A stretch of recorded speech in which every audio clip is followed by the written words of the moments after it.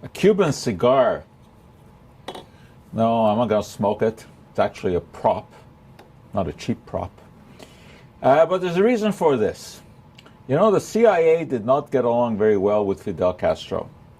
And there were supposedly numerous times that they wanted to do away with the Cuban leader in some interesting ways.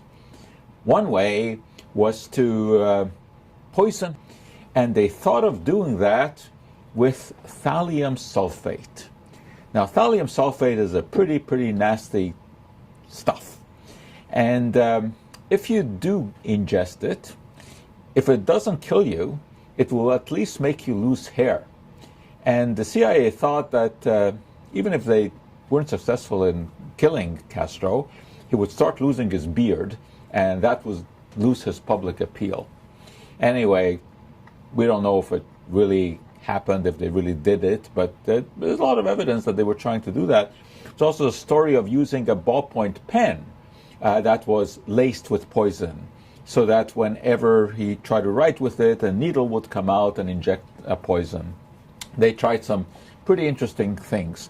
So although there's no evidence that they actually tried to use thallium in trying to kill Castro, but there's no question that this stuff, thallium sulphate, has been used to do away with people.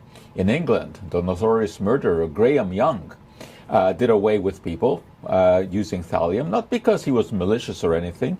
He was interested in science. He just wanted to see what the effects were. Well, the effects ended up putting him into prison for the rest of his life, where he died. Also, the story is that Saddam Hussein's secret police used thallium to kill opponents. Which brings us to the story of Kale. All right, I'm sure you think this is a non-segue, but actually there is a connection. Kale is a very interesting vegetable, and indeed it's a, quote, healthy vegetable. It's called a superfood, although I don't like that term because there are no superfoods. There are good diets and there are bad diets. But kale is very rich in vitamin K. It has a good dose of vitamin C. It's got a variety of polyphenols, which are antioxidants. It has beta-carotene. It can lower cholesterol. One can make pretty good arguments for kale. However, you may have seen a note that's just scooting around the internet about how kale can actually poison you because it contains thallium. Well, thallium compounds do occur in the soil. And indeed, it turns out that kale is a natural bioaccumulator of thallium. So it does suck in some thallium. And this story kind of rose to the surface when in California, an alternative medicine practitioner, quote, found that some of his clients who were complaining of all kinds of things, fatigue, heart palpitations, and he asked them what they ate, and very often they said kale.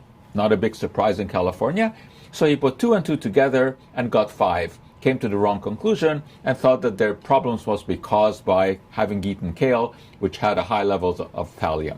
There's nothing in the published literature that has ever linked kale to thallium poisoning, so I think it is a non-issue. There's no problem eating kale. On the other hand, I don't think I would make kale juice and drink that morning, noon, and night. Then there might be some consequence of the thallium. But as far as the kale goes, there really is no issue with it.